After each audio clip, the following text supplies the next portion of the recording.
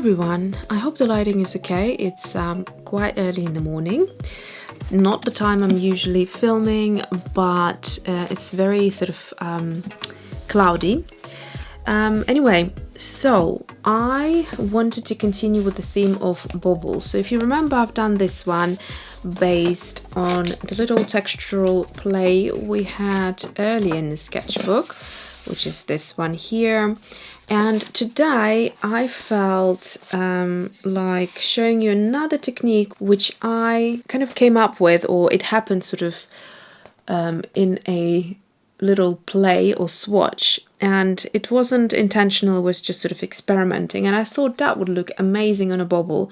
It also makes it a super simple but I think effective way of creating Christmas baubles. So if you remember Jackson's haul with the swatches that I did, there is this beautiful Mahogany Ecoline Liquid Watercolour that I've recently added, and then also the gold from the same product line. So I combined the two, and I thought this as a little bauble would look so pretty.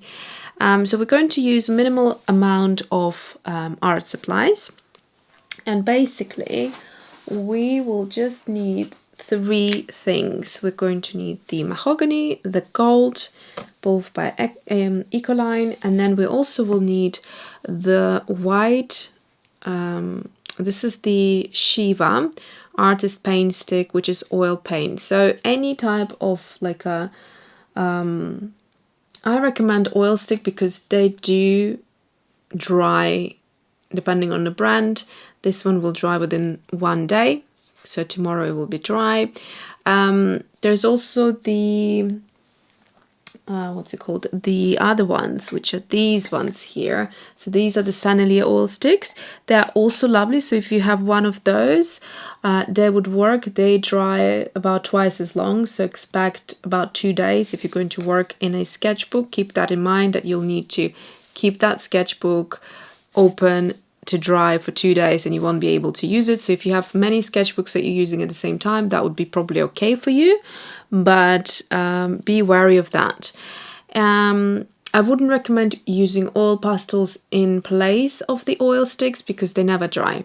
They remain kind of that sort of you know, just like an oil pastel feeling to it. So if you touch, it will transfer, it will move.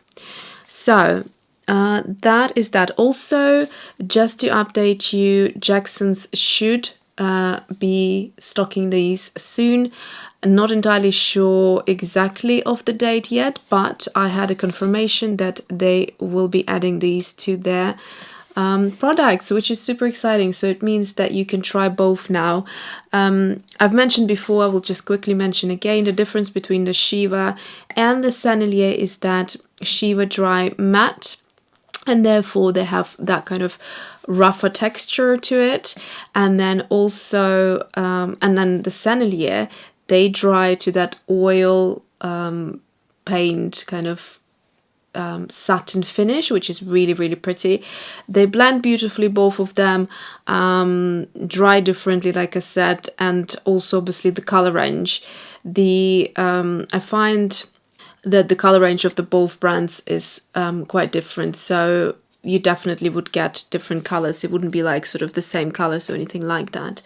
So that's that. I also always link my favorite set, which I bought on Amazon, which is the traditional set, and I had it, I think, about 5 colors if I'm not mistaken. Really lovely colors. I'm trying to find where they are so I can show you.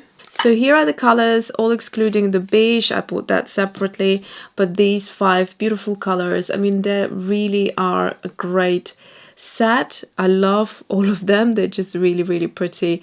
And I think the only one, no, I've used the grey. Have I? I don't remember. I think I did. Or maybe not. Maybe the grey is the only one I haven't used, but I've used all the other ones and they're gorgeous. Love them. Okay, so let's start. So we're going to, it's actually getting a bit brighter from what I can see outside. Let's start with the beautiful Ecolines. So I'm just going to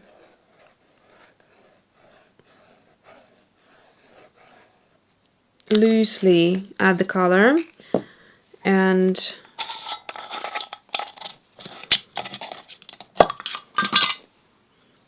then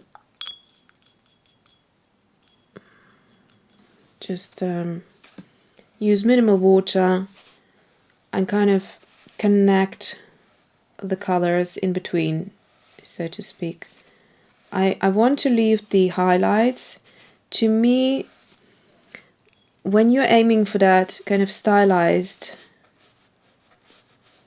illustration style, highlights make a hell of a difference. And I find that leaving highlights, which are quite wonky and large, sort of makes it look a bit more contemporary. And what I would do is just, while things are still wet, just to bring the color a little bit more back, just to intensify it, create more depth, just add that. And then while things are still wet, this is really important because they do dry really quickly, I'm going to just try and find where I can use a dollop of this. You really need a tiny little bit, but work fast because, like I said, once the color starts drying, you're not going to see much. So just sporadically add the gold in a few places. It will spread a little bit and look pretty. I mean, you see, if you add it onto the dry, it just stays there. So what you could do is just use the tip of your finger just to crush it down a little, and that will help it.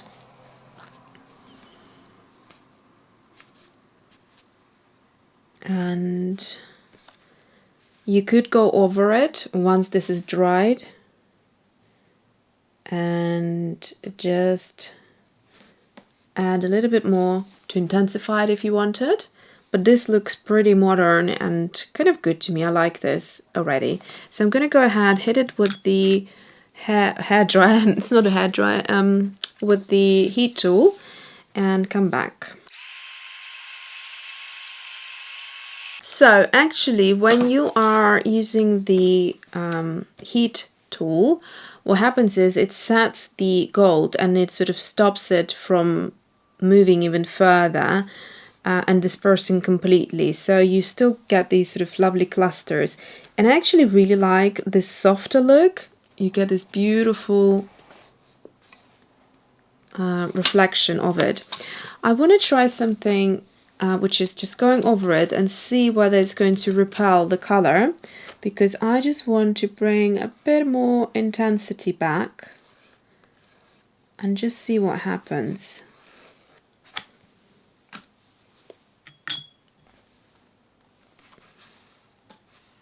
I'm just going to clean off my brush. It still had that gold over it.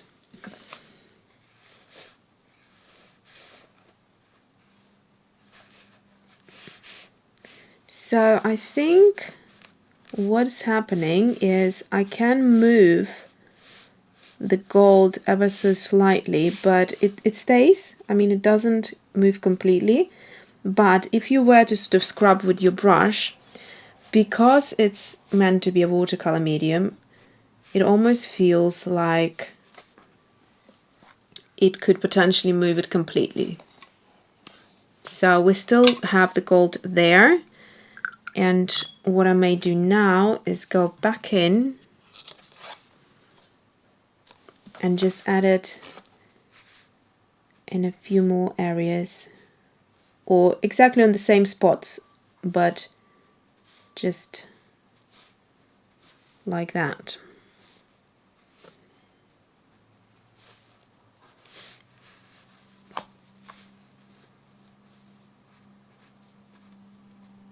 So that looks good to me.